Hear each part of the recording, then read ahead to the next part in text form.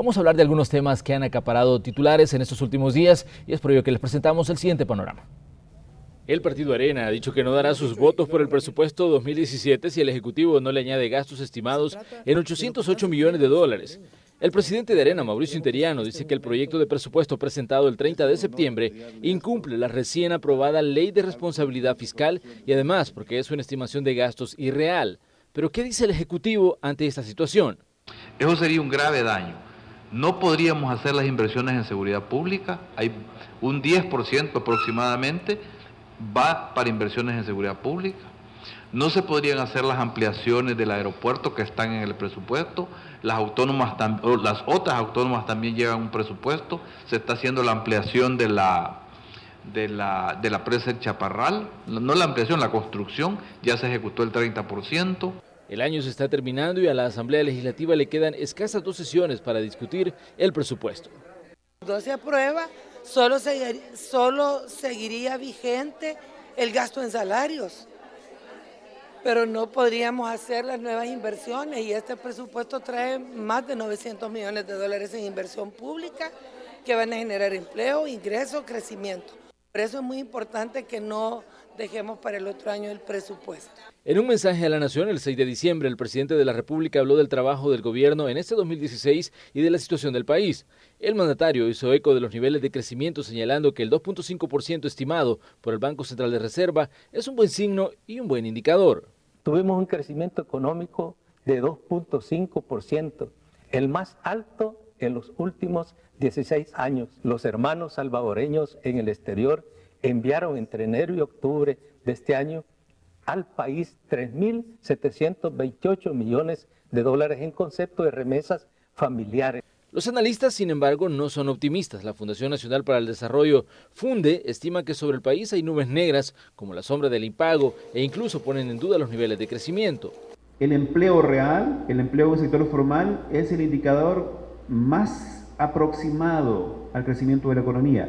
Y si el empleo apenas ha crecido un 1%, significa que la actividad económica no puede estar creciendo mucho más allá que eso. El crecimiento de los ingresos por el lado del IVA anda en 1.5%, no se podría esperar que la economía como un todo crezca mucho más allá que eso. Y por último tenemos el IVAE, que es una encuesta que se hace a las empresas y que mide el pulso de la actividad económica en el corto plazo, y esta está creciendo a 1.7. Por lo tanto, siendo optimistas, nosotros decimos que el crecimiento debería andar entre 1.5 y 2%. Para el gobierno 2016 ha sido un año de altas y bajas en el que hemos visto manifestándose hasta los alcaldes, exigiendo que se les pague el FODES. El gobierno ha dicho que está haciendo todo lo que está en sus manos para cumplir, pues los ediles dicen que sus economías están en saldo rojo.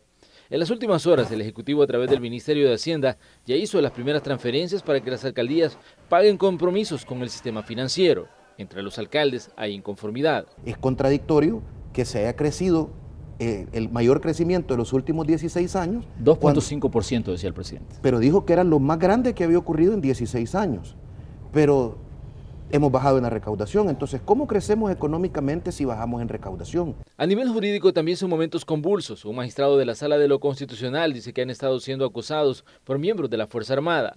¿Qué pretenden las autoridades de la Fuerza Armada haciendo sobrevolar aviones de la Fuerza Aérea cuando la Corte está deliberando? En materia de seguridad, está en vilo un préstamo por 100 millones de dólares que debe ser ratificado antes de que finalice 2016. Este año han arreciado los enfrentamientos entre policías y grupos criminales y han reducido las cifras de homicidios. Pero en seguridad, todos reconocen que existe todavía mucho por hacer y eso requiere de más inversiones y apoyo de los diferentes órganos de Estado.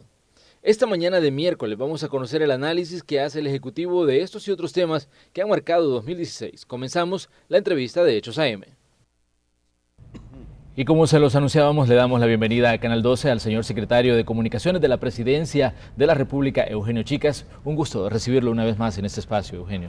Buenos días, mucho gusto, un saludo al pueblo salvadoreño y gracias por esta nueva oportunidad. Gracias. Comencemos hablando de uno de los temas que creo yo que mantiene a todo el mundo a la expectativa, lo que está ocurriendo con el presupuesto general de la Nación 2017. ¿Cómo ven ustedes desde el Ejecutivo esta distancia que se ve en el proceso de aprobación de este presupuesto? Le quedan a la Asamblea ya pocas sesiones plenarias correspondientes a este 2016 y vemos que el presupuesto sigue ahí en análisis, pero no se ve y no se vislumbra que hay un proceso de aprobación en las puertas. Bueno, en primer lugar hay que señalar que el presidente de la República, por medio del ministro de Hacienda, cumplió con los tiempos y con los procedimientos que señala la Constitución al haber trasladado, como lo señala la ley, a más tardar el 30 de noviembre, el presupuesto, un presupuesto muy bien estructurado que responde a las necesidades de desarrollo del país. En este presupuesto 2017 se ha contemplado, por ejemplo, una inversión que supera los 900 millones de dólares, que esto obviamente tendrá importantes repercusiones positivas en materia de seguridad, en materia de educación, de salud. Por lo tanto, es un presupuesto muy bien estructurado. Ahora bien, de no obtener los votos en la Asamblea Legislativa porque el partido Arena niega los votos para aprobar el presupuesto, la ley establece un procedimiento a seguir en esos casos, cuando no hay votos. El procedimiento es que al no aprobarse el nuevo presupuesto, entrará en vigencia el presupuesto del año anterior. Pero lo que entra en vigencia es todo el régimen de gastos ordinarios. ¿Qué significa? Que en ese sentido el Estado podrá funcionar, habrán recursos para pagar los alquileres, para pagar los salarios, cierta movilidad, pero no para financiar los programas de desarrollo. Entonces, por lo tanto, lo que está haciendo Arena en estos momentos, con su actitud de bloqueo, de boicot al presupuesto 2017, está dificultando las posibilidades de desarrollo del país en el año 2017. Yo creo que cómo resolver esto, pues debe de continuarse en el camino del diálogo. Arena ha externado dudas respecto al cumplimiento de los compromisos suscritos durante el mes de noviembre. En este sentido, con certeza podemos decir de que este gobierno se ha caracterizado y el presidente se ha caracterizado por ser un correcto cumplidor de los pactos, de los compromisos, de los acuerdos. Por lo tanto, ese no debiera de ser ningún impedimento para la aprobación del presupuesto 2017. En ese caso, eso podríamos dejarlo en la esfera de una mera justificación para no apoyar el desarrollo del país. Pero insisto, están dadas las condiciones, es un muy buen presupuesto. Luego hay otras justificaciones. Arena ha señalado que no lo aprueba porque no están financiados ciertos rubros en el presupuesto. Uno de ellos, por ejemplo, Arena señala que el presupuesto de las próximas elecciones no está contemplado dentro del presupuesto presentado en septiembre, vigente para el 2017, y eso es así. No puede estar incluido ahí, ya que si se recuerda, quienes siguen estos temas, durante los 20 años de Arena tampoco nunca el presupuesto de elecciones nunca formó parte de la estructura ordinaria de un presupuesto. Por eso técnicamente se llama el presupuesto de elecciones presupuesto especial extraordinario, porque no entra en los cánones de lo ordinario del presupuesto tradicional. Siempre se aprueba de manera anexa, especial y con una discusión diferente. De la misma manera, por ejemplo, no aparece lo del IPSA, porque el IPSA tampoco es parte de esa estructura. Eso tiene su propia autonomía en cuanto a la gestión de recursos y no ha sido tampoco parte del presupuesto ordinario. Bueno, de hecho usted fue presidente del Tribunal Supremo Electoral y tiene pleno conocimiento de cómo se da este proceso de aprobación de los presupuestos electorales. Pero en sí Arena cuestiona que dice son alrededor de 808 millones, dicen ellos, que no están contemplados dentro del presupuesto 2017, e incluso hacían la sugerencia de una situación que no ha ocurrido antes, que se retire el presupuesto presentado a la Asamblea, decía que se hagan las correcciones y luego se envíe nuevamente. ¿Cómo ven ustedes esta situación? ¿Se puede hacer esto? Ese procedimiento no está regulado, o sea, la ley no establece un mecanismo, la ley no otorga a la Asamblea Legislativa la facultad de aplicar un nuevo procedimiento como es el de devolver un presupuesto. Eso no está contemplado en la ley. La Asamblea Legislativa, por lo tanto, no puede cobrar una atribución que expresamente no se la asigna la Constitución, ya que las atribuciones de este primer órgano del Estado están expresamente determinadas por la ley.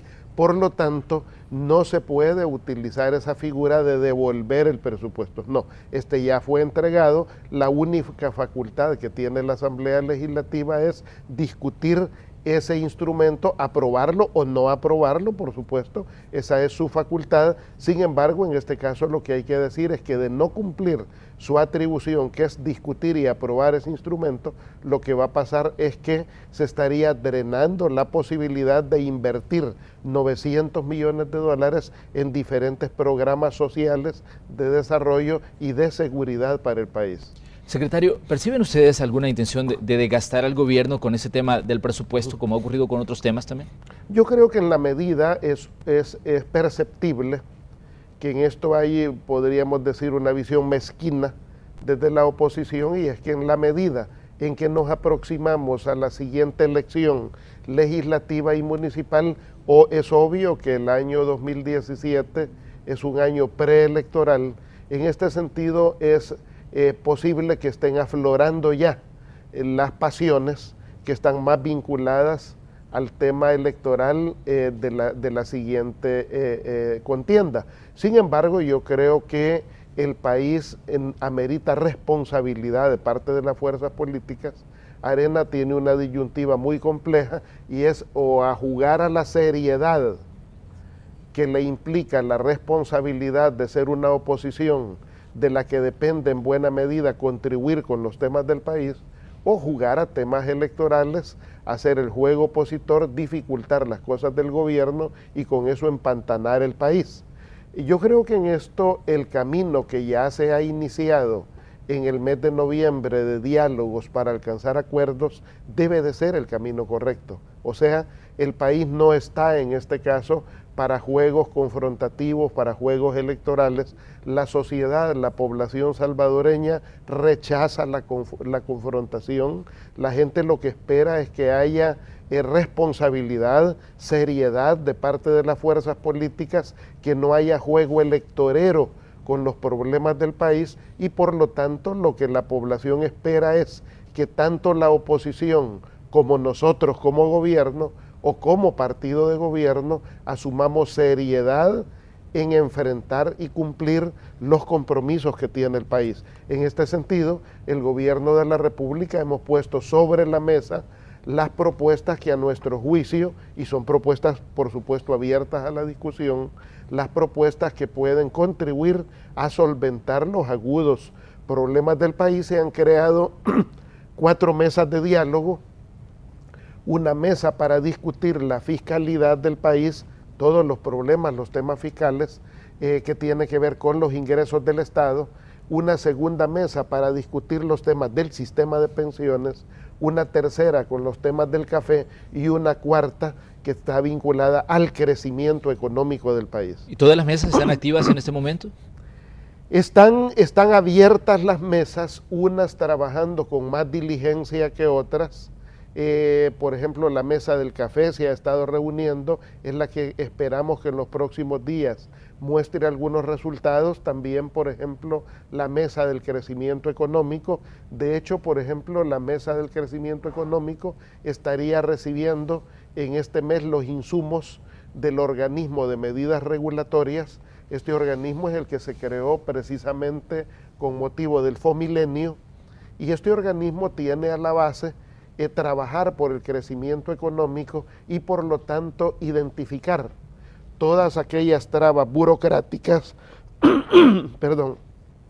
todas las trabas burocráticas procedimentales que hacen lenta, que dificultan la inversión, tanto nacional como extranjera. En ese organismo de mejoras regulatorias participa personeros de la empresa privada, del gobierno, de distintos sectores, y esa mesa es la que va a proponer a la mesa del crecimiento económico los insumos que deriven en reformas que faciliten las inversiones para generar más empleo, más desarrollo. Entonces, eso va en ruta. De la misma manera, la Mesa del Café, por ejemplo, está trabajando activamente en varios de los retos del café. Recordemos que de la caficultura nacional, del cultivo del café, depende en buena medida, por ejemplo, los bosques del país, o sea, nuestra ecología, nuestro medio ambiente, la reproducción del agua para el país, el cuidado del agua, pero también dependen miles y miles y miles de empleos. O sea, la caficultura genera muchos empleos y es un rubro importante de la exportación. Estamos trabajando en ese sentido en dos grandes rutas. Uno, el cambio del parque cafetero nacional, lo que significa cambiar los arbolitos enfermos de café que tienen roya, que tienen otras enfermedades, y plantar nuevos árboles del café. Solo este gobierno estamos trabajando en este año en plantar un poco más de 7 millones de nuevos árboles de café para fortalecer la caficultura nacional, y se está trabajando desde esa mesa también en los retos del financiamiento del tema del café. Pero hablemos nuevamente del tema presupuestario. El presupuesto de 2017 requiere 43 votos para darle luz verde. ¿Qué pasa con las otras fuerzas políticas, Gana, PCN, PDC, que tampoco están hablando de aprobar el presupuesto? Bueno, estas fuerzas también deben de tomar una decisión respecto hacia dónde van a avanzar con su posicionamiento político. La gente les va a medir también en relación a su compromiso con el país. Nosotros en ese sentido tenemos como gobierno un diálogo abierto con los diferentes sectores. Espacios como este que nos ofrece el Canal 12 al gobierno y a los distintos sectores del país, opositores, empresariales, son útiles para que la sociedad se haga su propio criterio de en qué consisten los problemas del país y sobre eso asuma su propio posicionamiento político. Yo creo que la gente debe de saber que de no aprobarse el presupuesto, pues se pone en riesgo, por ejemplo, el paquete escolar, se pone en riesgo obras como los que ha venido haciendo este gobierno de mejoramiento, ampliación de carreteras, construcción a pasos a desnivel. Por ejemplo, solo este año, por ejemplo, hemos avanzado en generar nuevas obras. Por ejemplo, está por inaugurarse el nuevo Hospital de la Unión. Recientemente, el día de esta semana, se colocó ya la primera piedra para la construcción del Hospital del Seguro Social de San Miguel, por ejemplo. Se construirá el Policlínico del Seguro Social también aquí en San Salvador, en la zona de Apopa. Está previsto, por ejemplo, construir nuevos hospitales. O sea, este gobierno ha venido trabajando activamente en desarrollar nueva infraestructura, programas sociales, el programa Jóvenes con Todo, por ejemplo, para desarrollar empleabilidad para los jóvenes. Todo eso se pone en riesgo. Yo no creo que ningún partido político, no creo que a ningún partido político le sea rentable bloquear las posibilidades de desarrollo del país. Creo que se lo deben de pensar y yo confío, nosotros como gobierno confiamos en que nuevamente el mecanismo del diálogo y la negociación en definitiva serán la herramienta que como hoy nos han permitido evitar que el país caiga en el impago. Ese mismo procedimiento de diálogo y negociación nos servirá para construir soluciones. Vamos a ir a una pequeña pausa comercial, pero ya regresamos con más de esta conversación que estamos sosteniendo esta mañana con el secretario de Comunicaciones de la Presidencia de la República, Eugenio Chica. Ya volvemos. Gracias por continuar con la señal de Canal 12. Esta mañana estamos conversando con el secretario de Comunicaciones de la Presidencia de la República, Eugenio Chicas, y estamos abordando temas que no hay duda han acaparado titulares en las últimas semanas. Uno es la situación de las alcaldías, señor secretario. Los alcaldes dicen se nos adeudan 90 millones del FODES, del Fondo para el Desarrollo Local de las municipalidades, y dicen ellos ya estamos en saldos rojos. De hecho, algunas alcaldías están diciendo, miren, no tenemos para pagarle los aguinaldos, no tenemos para pagar incluso los salarios de nuestros empleados. ¿Cómo ven desde el Ejecutivo ustedes esta situación? Yo ayer leía una información que publicaba un medio escrito y decía de que ya se hicieron algunas transferencias para solventar por lo menos las deudas que tienen las municipalidades con el sistema financiero, pero tal vez, bueno, usted tiene la última información sobre este tema y nos la puede proporcionar. Bueno, este tema tiene varias aristas que creo que es importante abordar. La primera arista es ¿por qué el gobierno le adeuda a las municipalidades? Porque es cierto, les adeudamos. Pero no solo le adeudamos a las municipalidades, también se le adeuda a nuestros proveedores. No se han cumplido varios de los compromisos que siempre se cumplen, porque el gobierno cumple en ese caso, tiene la responsabilidad de honrar todos sus compromisos. Ahora bien, ¿a qué se debe que no se cuente con recursos para honrar esos compromisos? Porque alguien dice, bueno, qué extraño, pero si esos gastos, lo del FODES, estaban en el presupuesto nacional, ¿por qué el gobierno a estas alturas no tiene dinero para pagarlos? Sencillo, porque lo que ha ocurrido es que los ingresos fueron menores que lo presupuestado. O sea, al final no ingresó la cantidad de dinero que estaba proyectado porque hubo menos ingresos en el gobierno. Pero entonces también nos preguntan, ¿cómo es posible que si la economía crece, hay menos ingresos en el gobierno? Claro, se da por una razón, porque en este país hay mucha evasión y elusión fiscal y eso genera menos ingresos, y también porque muchos de los ingresos estimados fueron anulados por la Corte Suprema de Justicia. La Corte Suprema de Justicia, la Sala de lo Constitucional, ha emitido 9 sentencias y resoluciones que han drenado los recursos públicos. O sea, 1.088 millones, según datos que nos proporcionaba diputados del FMLN en la Comisión de Hacienda, nos decían, son 1.088 millones los que no ingresaron. ¿Esa es la cifra real? Esa es la cifra real. Entonces, por lo tanto, lo que ha ocurrido es que el gobierno no recibimos los ingresos suficientes que estaban proyectados por las resoluciones de la Sala de lo Constitucional y por otro lado porque hay una enorme evasión y elusión fiscal. ¿Por qué hay evasión y elusión fiscal? Porque no hay un marco de leyes suficientemente riguroso que permita cobrar lo que las empresas le deben al Estado. En eso hay que corregir un dato. No todas las empresas le deben al Estado. Hay muchas empresas privadas que son responsables, cuidadosas, cumplidoras. O sea, no podemos meter a todo el empresariado en el mismo costal, porque hay una buena parte del empresariado que es cumplidor de sus compromisos. Entonces, a eso se debe que el gobierno a final de año le falte dinero para cumplir sus compromisos. Eso no nos ha ocurrido solo a nosotros como gobierno. Eso históricamente, desde que el mundo es mundo, a los diferentes gobiernos dentro de los periodos de Arena siempre ocurrió así.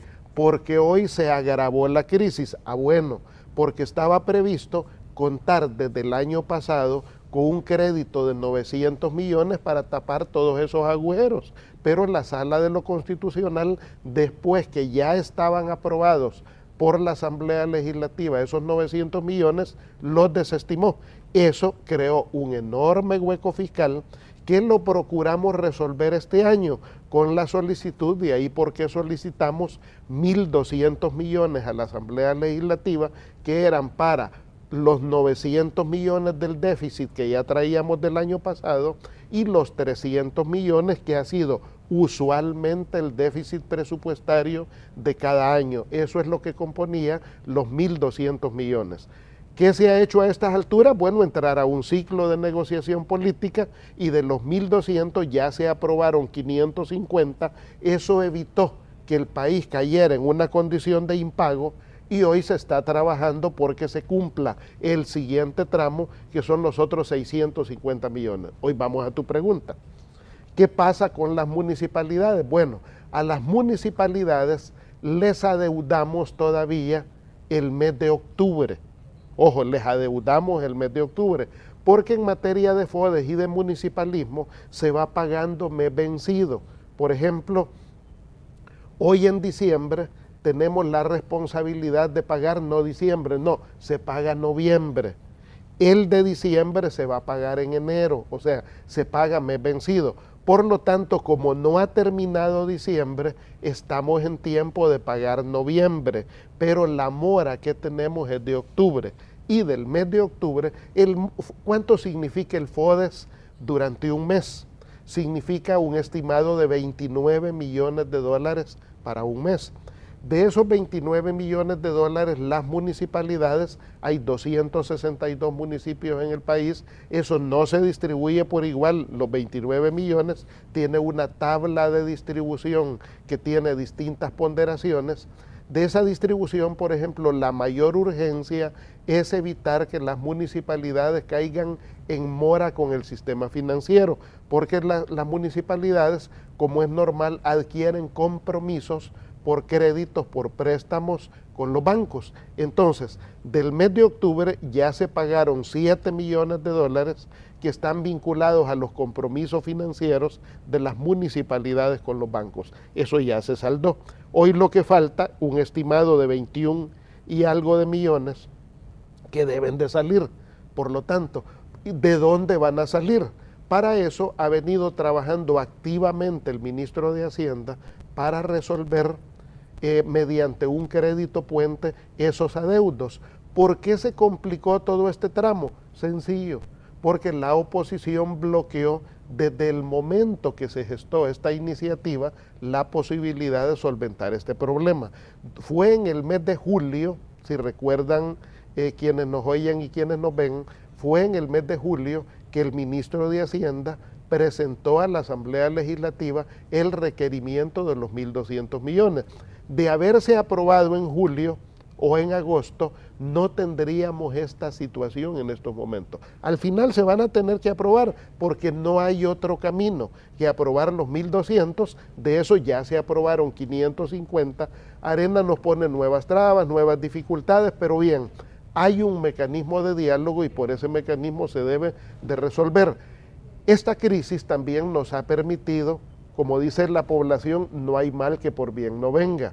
Ha permitido que, por ejemplo, la institucionalidad y la sociedad vigilemos más y vigilemos mejor cómo las municipalidades utilizan los recursos del FODES. Hay dos elementos que se han puesto en perspectiva con esta situación de las alcaldías. Primero, la autosostenibilidad de las municipalidades, porque mucha gente dice, bueno, ¿y qué pasaba antes de que se le entregara el FODES con las municipalidades? Y otras dicen, es que las alcaldías ¿cómo le podríamos decir? Han adquirido créditos demasiado altos y no sobrepasan su capacidad de pago. ¿Cómo ven ustedes desde el Ejecutivo esta situación, la autosostenibilidad y los niveles de endeudamiento de las municipalidades? Este es un tema que creo que debe de discutirse en las mesas, principalmente en el tema de la mesa de la fiscalidad, porque en definitiva las deudas de las alcaldías son deudas del país y lo que ocurre es que un buen número de alcaldías tiene deudas que comprometen los recursos municipales hasta por 5 periodos. O sea, que los alcaldes que vayan, o alcaldesas, porque tenemos muchas alcaldesas, que vayan a llegar en los próximos 15 años, porque el periodo municipal es de 3 años, pues ya no podrán adquirir nuevas deudas, porque las alcaldías en muchos casos están hasta la coronilla de deudas. Entonces, ese tema amerita una discusión, pero también el otro tema que amerita discusión es ¿para qué se endeudan las alcaldías? Y el otro tema que amerita discusión es ¿para qué se usa el FODES? El FODES es la porción de los recursos del gobierno que se derivan de los impuestos de la población que en una proporción se les entrega a las municipalidades. Ahora bien, ese fondo, como se pudo comprobar, pongo el caso en Apopa, viene la municipalidad de Apopa, gobernada por Arena, con un señor pues que está preso por algunos ilícitos, pues este señor viene y con los fondos del FODES trae a un grupo musical muy prestigiado y es bonito porque se ve un buen grupo musical. El tema es que empeñar recursos en un gran fiestón lo que hace es anular las posibilidades del desarrollo. Entonces yo creo que esta crisis nos va a permitir pasar revista para ver en este caso dónde y cómo y de qué manera se usan los recursos. Hay otro alcalde procesado, por ejemplo, porque con el FODES pagó sus tarjetas de crédito. Entonces yo creo que, y no es que todas las alcaldías lo hagan, no, tenemos muy buenos alcaldes, alcaldesas de todos los partidos políticos que son responsables, son cumplidores, tienen muy buena gestión municipal, por eso la gente los reelige. Pero yo creo que esta crisis nos va a permitir revisar cómo, de qué manera se utilizan los fondos públicos, no solo en las municipalidades, también nosotros como gobierno central. O sea, vivimos un buen periodo de transparencia donde también se está generando la cultura para que la misma sociedad se preocupe de saber de qué manera se utilizan los recursos públicos. ¿Ustedes estarían de acuerdo que incluso al alcalde del FMLN se le llame la atención por esto de invertir en fiestas y en festejos, en traer grupos internacionales y gastar fondos que en este momento pues son urgentes, que se inviertan en desarrollo local y en programas que desarrollan las mismas alcaldías? A todos los alcaldes, sean nuestros del FMLN, sean de Arena, sean del PCN, sea del PDC, yo creo que el país ha entrado en un periodo donde la crisis es una excelente oportunidad para que nos preocupemos más en cómo se administran los recursos públicos. Entonces yo creo que esta es una muy buena oportunidad para que la sociedad también cobre más preocupación. Y es que yo creo que esta reflexión es importante, a la que tú le abres espacio, porque lo que pasa es que ha sido precisamente en estos periodos de gobiernos del cambio, en el periodo de los gobiernos del FMLN, tanto el gobierno anterior como en este gobierno, se han gestado mecanismos de mayor transparencia que permiten hasta enjuiciar presidentes, expresidentes, que permiten, por ejemplo, mecanismos de acceso a la información pública. Si durante 20 años de gobiernos anteriores nunca se quiso aprobar una ley de acceso a la información, fue en nuestro periodo y fue precisamente en el 2009 cuando entra en vigencia la ley de acceso a la información pública, y hoy cualquier ciudadano, cualquier fuerza política, cualquier ONG, cualquier periodista, medio de comunicación, puede ir a cualquier institución pública y demandar información. Y esto qué es, y esto cómo se gasta, y quién viajó, y a qué fue, y cuántos fueron, y cuánto se está invirtiendo en este programa. O sea, el país en nuestros periodos de gobiernos de cambio está viviendo una etapa de transparencia, una etapa de apertura, donde efectivamente las instituciones funcionan y donde, como digo, se está incluso enjuiciando a expresidentas, a exfuncionarios. Eso no lo vimos durante los 20 años anteriores. Ahora bien, en las últimas semanas la embajadora de los Estados Unidos, Jean Mains, publicaba una columna en un rotativo y hablaba de los avances en la lucha contra la corrupción y hablaba también de transparencia y comparaba el caso salvadoreño con un vaso lleno de agujeros, decía que jamás se va a llenar. Y agrega, El Salvador no se puede hablar de crecimiento si no se resuelve este problema de la lucha contra la corrupción. ¿Cómo ven ustedes la posición de la diplomática publicada a través de un medio de comunicación? Bueno, yo creo que es positiva la preocupación. Ojalá esa preocupación se hubiera mostrado durante los 20 años de gobierno de Arena. Nunca vi embajador alguno de ningún tipo preocupado en cómo se administraban los fondos públicos. Que hoy haya preocupación, bienvenida, formidable. Yo creo que eso es muy útil, es muy importante. Todo esfuerzo que pueda haber en el país en aras de la transparencia, en aras del buen manejo de los fondos públicos, y precisamente nuestro gobierno, este gobierno, el presidente Salvador Sánchez Serén, se ha caracterizado por ser una de las administraciones más transparentes, más probas, más abiertas en el manejo de la información. Por lo tanto, todo esfuerzo que vaya y abone en función de la transparencia, en buena hora. Insisto, durante los gobiernos de Arena no hubo preocupación de gobierno extranjero alguno que se preocupara en cómo se manejaran los recursos. Si en este país todos sabemos que hay muchas riquezas mal habidas, no de todos los empresarios, de algunos empresarios, que se enriquecieron con el conflicto armado, que se enriquecieron, por ejemplo, con las privatizaciones, y no vimos preocupación de gobierno alguno por analizar qué pasaba en aquellos tiempos. Que la haya hoy, en buena hora, bienvenido. ¿Por qué?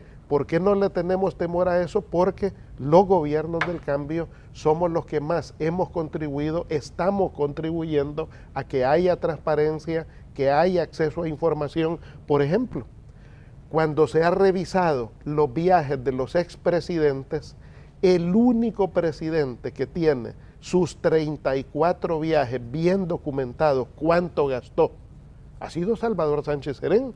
Se sabe cuántos viajes ha hecho, dónde ha viajado, qué fue lo que se logró en cada uno de esos viajes, cuánto se gastó, quiénes lo acompañaron. Esa información es pública. Revisemos lo de los 20 años de gobierno de Arena, no hay información. O no la registraron, o la desaparecieron, a saber qué pasó, no hay información. O veamos si alguno de estos expresidentes ha venido a un canal de televisión y le ha dicho a la gente, miren, así manejamos los recursos en aquellos periodos. Miren, están calladitos. No salen, no aparecen por ningún lado. ¿Y qué dice su partido? Calladito también sobre esos temas. Entonces, estamos en un periodo de transparencia donde este gobierno hemos hecho acopio, hemos asumido con responsabilidad esa demanda de la población de mayor transparencia, de investigación de todos los casos, y en eso también nuestra postura ha sido bien clara. Cualquier funcionario de gobierno, sea de este gobierno o sea de gobiernos anteriores, que resulte involucrado en una irregularidad, que asuma los procesos judiciales. El presidente Sánchez Serén ha sido muy claro en cuanto al respeto de todas las resoluciones judiciales y también al respeto de los procesos de investigación de la Fiscalía General de la República. Incluso el fiscal sabe que cuenta con el apoyo de nuestro gobierno y cuenta con el apoyo de los recursos para poder desarrollar sus procesos investigativos. Ahora bien, hay situaciones con el tema de la embajadora y la publicación de su columna. Hay algunas críticas que dicen que la opinión de ella es una intromisión en política interna, y otros dicen, bueno, es saludable que la diplomática hable. En el caso suyo, que maneja las comunicaciones de la Presidencia de la República, ¿qué dice sobre todo esto que está pasando en torno a esta discusión que se arma sobre esta columna que publica la embajadora de los Estados Unidos? Bueno, en primer lugar, lo que debo de decir que nuestro gobierno, este gobierno, Salvador Sánchez Serén como presidente, tiene extraordinarias relaciones con el mundo y con el gobierno de los Estados Unidos. Somos socios en el desarrollo, estamos empeñados en una agenda política que tiene que ver con la protección de nuestros migrantes, que tiene que ver con los temas de seguridad. Tenemos una comunicación muy estrecha, estamos trabajando en el contexto del Triángulo Norte, y que toda iniciativa que vaya en el rumbo y en función de promover los intereses de nuestro país, en buena hora. Somos respetuosos de la soberanía, somos respetuosas de la autodeterminación de nuestros países, pero todo esfuerzo que abone en la dirección de la transparencia, en buena hora, es bien recibido. E insisto, nuestro gobierno trabaja por seguir manteniendo excelentes relaciones con Estados Unidos. Hoy habrá una nueva administración en Estados Unidos. Esos son asuntos y procesos internos de aquella sociedad, y por lo tanto seguiremos trabajando activamente con las nuevas autoridades, con el nuevo presidente, en función de salvaguardar no solo los intereses de nuestro país, sino también, dentro de esos intereses de país, los de nuestros migrantes. Ahora bien, secretario, me gustaría que habláramos también sobre lo que ha estado pasando con las denuncias que han hecho magistrados de la Sala de lo Constitucional, específicamente denuncias que hizo Rodolfo González, magistrado de esta sala, y también Florentín Meléndez. En el caso de Rodolfo González decía que hay algún tipo de acoso de parte de la Fuerza Armada hacia la Sala de lo Constitucional y sus miembros, y en el caso de Florentín Meléndez decía que había incluso amenazas a muerte contra ellos. ¿Cómo ven ustedes esta situación que se está generando y que hay una acusación directa contra la Fuerza Armada en este caso? Bueno, yo en primer lugar creo que cuando nos metemos a hacer política debemos de ser adultos ya, y debemos de ser responsables. En ese sentido, en primer lugar hemos dicho como gobierno que cualquier ciudadano, cualquier persona, cualquier funcionario que tenga argumentos para sentirse amenazado, debe de acudir a las instancias correspondientes. O sea, este gobierno, el gobierno de la República, está para salvaguardar la integridad física de cualquier ciudadano de este país, en el marco de nuestro ordenamiento jurídico. Por lo tanto, si los magistrados de la Sala de lo Constitucional tienen evidencia de alguna amenaza, pues que acudan a nuestras instituciones. Será nuestra responsabilidad con la Policía Nacional Civil, si ellos así lo demandan, reforzar su seguridad. Eso no tiene ningún problema.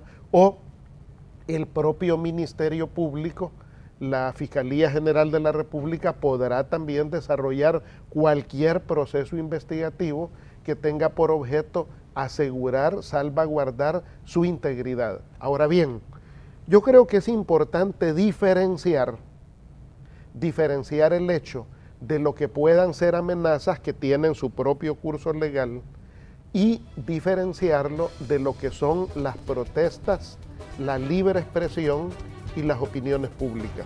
O sea, la Corte Suprema de Justicia y dentro de ello la Sala de lo Constitucional son un poder del Estado, al igual que lo es la Asamblea Legislativa y el Ejecutivo. Somos tres poderes del Estado y ninguno de los tres poderes del Estado estamos exentos de la posibilidad de la crítica y del escrutinio de la opinión pública. O sea, así como diariamente hay marchas de protesta, de opinión, de rechazo por acciones del Ejecutivo, pues también los enfrenta la Asamblea Legislativa. Y al palo de hule llegan veteranos de un lado, veteranos de otro, maestros, educadores, salud, etcétera, a protestar. Y de la misma manera lo pueden hacer ante la Corte Suprema de Justicia cuando haya resoluciones, opiniones, acciones judiciales que hay sectores a los que no les va a gustar. Ahora bien, las protestas, la libertad de opinión tiene un límite. El límite es el respeto de las leyes y en esto no puede haber ni amenazas ni violencia. O sea, nuestro país tiene un claro ordenamiento jurídico que permite plena libertad de expresión y la gente, si quiere marchar contra el Ejecutivo, lo puede hacer día a día. Recibimos distintas protestas contra la Asamblea y si quiere marchar también contra la Sala o contra la Corte, también lo puede hacer, pero en el marco de la ley, pacíficamente. Y en este caso yo les digo a los magistrados, o sea, si alguien no quiere enfrentar protestas, expresiones diferentes de la opinión pública, bueno, ¿y para qué se metió a ser funcionario, a ser política, a ser parte de un órgano del Estado? O sea, eso es parte del juego democrático de una sociedad como la nuestra y como cualquier sociedad democrática. Vamos a hacer una segunda pausa comercial, ya regresamos con las conclusiones de la entrevista de hoy con el secretario de Comunicaciones de la Presidencia de la República, Eugenio Chicas. Ya volvemos. Gracias por continuar en sintonía de Canal 12. Esta mañana estamos sosteniendo una conversación con el secretario de Comunicaciones de la Presidencia de la República, Eugenio Chicas. Estamos abordando temas de país. Hay diversas situaciones que están ocurriendo en el campo económico, secretario, y uno de estos es la discusión del salario mínimo. Hubo elección de nuevos representantes del sector laboral y bueno, ya hay algunas reacciones de parte del sector privado que no está de acuerdo con la forma en que se dio este proceso e incluso ellos dicen de que no estarían de acuerdo con la toma de algún tipo de decisión. ¿Cómo ven ustedes desde el Ejecutivo esta discusión en torno al tema del salario mínimo, que podría ser una de las grandes deudas de este 2016 con ciudadanos de menor ingresos en El Salvador? Bueno, en primer lugar debo de reiterar que El Salvador lleva una ruta de consolidación de sus instituciones, que esas instituciones cada vez más se aplican procedimientos de mucha transparencia. Recientemente se ha electo un nuevo consejo para el salario mínimo que vigila, que promueve el tema del salario mínimo. Esa elección, como lo publica hoy en distintos rotativos el Ministerio de Trabajo, cumplió esa elección con todos los requerimientos. Hubo vigilancia, por ejemplo, del Tribunal de Ética Gubernamental, de distintas instancias que velan por la transparencia. Incluso la empresa privada participó vigilando no solo la aplicación del proceso, sino también el escrutinio. En ese proceso se aplicó una reglamentación que no es que la haya creado recientemente el Ministerio de Trabajo. Esa reglamentación data en el país aproximadamente del año 67, desde los años 60, es la misma normativa, con la que se han electo distintos organismos del salario mínimo y así se eligió estas últimas autoridades. Por lo tanto, la normativa democrática no es válida solo si a mí me gusta. La validez de la normativa democrática tiene que ver con el cumplimiento de normas y procedimientos y en este caso los procedimientos se han cumplido. Hoy se va, ayer inició la primera reunión ordinaria, hoy nuevamente se va a reunir esta autoridad que vela por el salario mínimo en el país y ellos discutirán técnicamente cuáles son las posibilidades. Nosotros como gobierno, el presidente de la República ha reiterado que nos parece que el salario urbano debe de ser el salario mínimo urbano de $300 y el salario mínimo rural de $250. ¿Por qué? Por dos razones. En primer lugar, porque es un tema de justicia, pero en segundo lugar, porque es un tema de realidad económica para el país. O sea, vamos a fortalecer la economía, fortaleciendo el mercado interno del país, dándole a los trabajadores y trabajadoras mayor poder adquisitivo. Eso en definitiva no va a empobrecer las empresas, no, eso va a generar más desarrollo en el país. ¿Por qué? Porque ningún trabajador va a guardar en el colchón el incremento salarial, lo va a gastar en bienes y servicios que pongan en mejor condición cada uno de sus hogares y eso va a fortalecer las empresas. Pero, ¿cómo ven ustedes la posición del sector privado que se ha expresado en contra del proceso de elección y también de este incremento que hasta ahora dicen que afectaría, digamos, al sector productivo del país, incrementar a $300 y $250?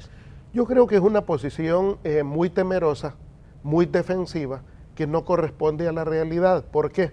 Porque muchas de esas empresas, por ejemplo, hay una cadena importante de almacenes en El Salvador, que esa misma cadena en Guatemala, en Nicaragua, en Costa Rica y en otros países paga mucho más salario mínimo del que paga en El Salvador. O sea, esas mismas empresas en la región pagan salarios mínimos más elevados. Bueno, Honduras y Guatemala, que son nuestros competidores y socios del desarrollo en el Triángulo Norte, tienen mayor salario mínimo que El Salvador.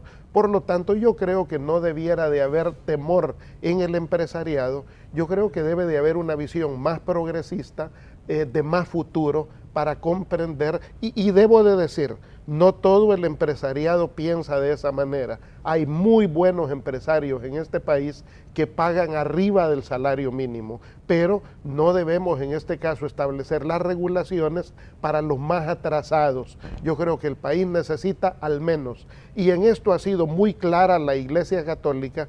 Monseñor José Luis Escobar Alas ha dicho incluso que a ellos no les satisfacen ni los $300 que propone el gobierno porque es muy poco. ¿Por qué? Porque la canasta básica pues está más arriba. Entonces, por lo tanto, la Iglesia Católica ha sido muy clara en acompañar la idea de mejorar sustantivamente e incrementar el salario mínimo.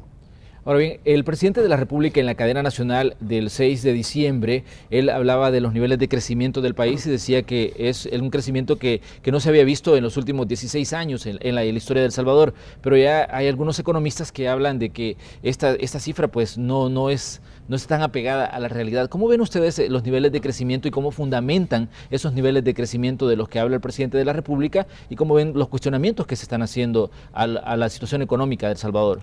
Lo que ha quedado plenamente documentado, hasta por organismos financieros internacionales, es que el crecimiento que ha logrado el país, el sostenido crecimiento que llevamos en este periodo, que es del 2.5%, es el crecimiento mayor al promedio de 1.8 de los últimos 16 años.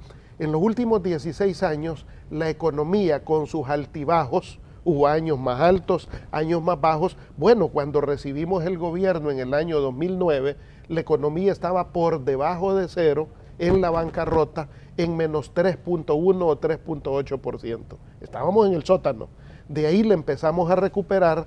Con el presidente Mauricio Funes la economía llegó al 1.8% y hoy con el presidente Sánchez Serén ha tenido un crecimiento sostenido. Hoy la tenemos en 2.5%. Eso es importante, no es lo que queremos llegar al 3%, queremos pasar el 3% para lograr mayor desarrollo, pero sí ha quedado claro de que este crecimiento es superior al promedio de los últimos 16 años y además debemos de decir que las posibilidades de desarrollo del país hoy son más prometedoras. ¿Por qué?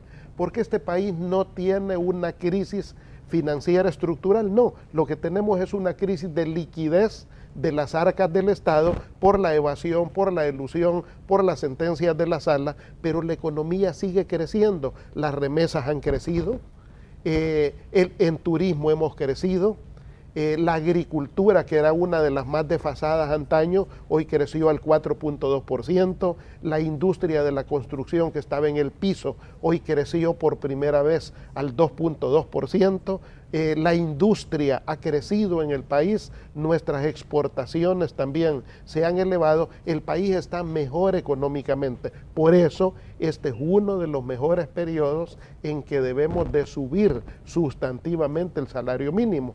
Fíjense que las empresas todo este año se vieron aliviadas con una disminución de la tarifa energética de energía eléctrica del 17%. Eso bajó la energía este año. En telefonía, por ejemplo, se alivió el gasto telefónico en un 13%. Bajaron los precios de los combustibles durante todo el año, estuvieron bajos. Y eso, qué bueno, significó mayores ganancias para las empresas. ¿Y los trabajadores qué?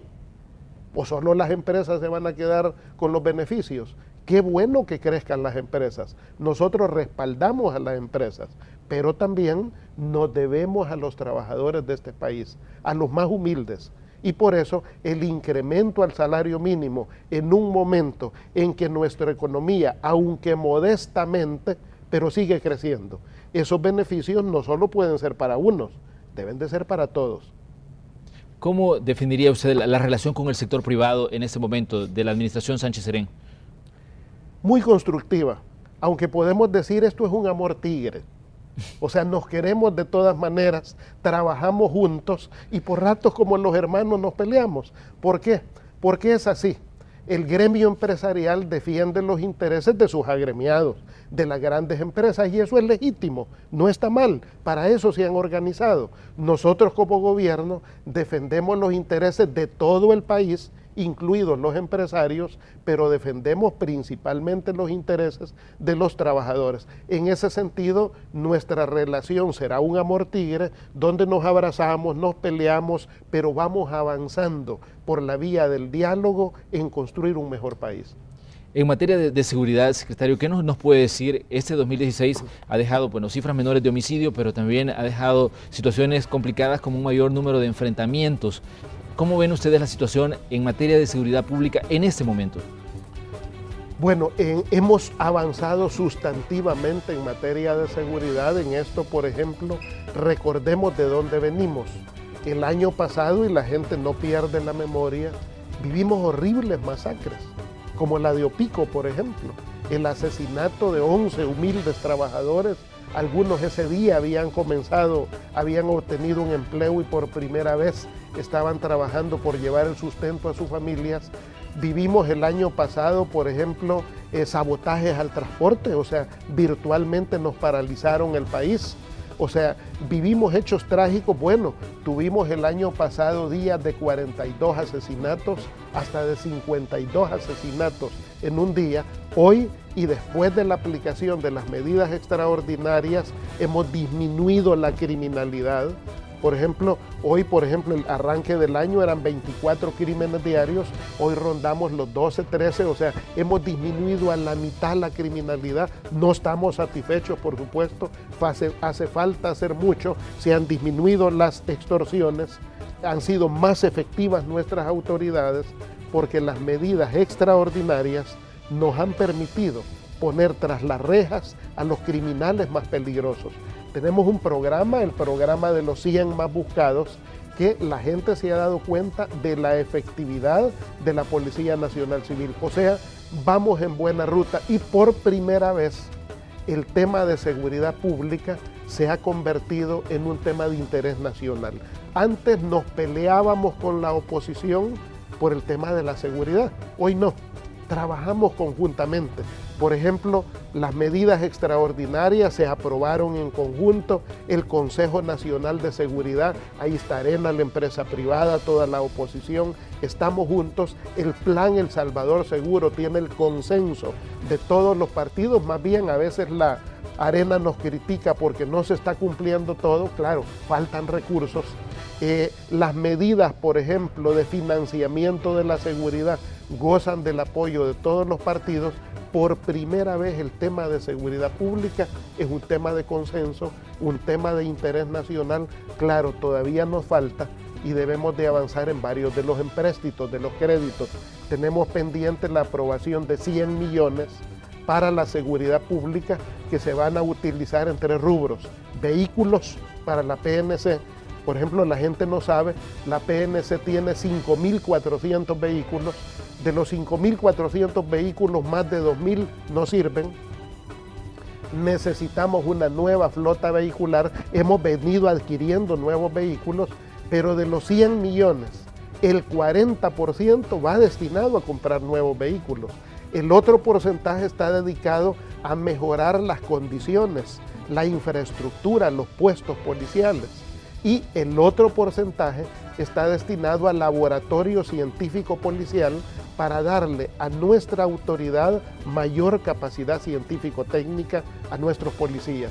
Entonces, por lo tanto, ese crédito está en manos de los diputados, diputadas, y esperamos que sea aprobado porque esa es la ruta que es certera para superar poco a poco. La batalla con la criminalidad no se va a ganar en un año, es una batalla de largo plazo. Sin embargo, estamos seguros que vamos en la ruta correcta.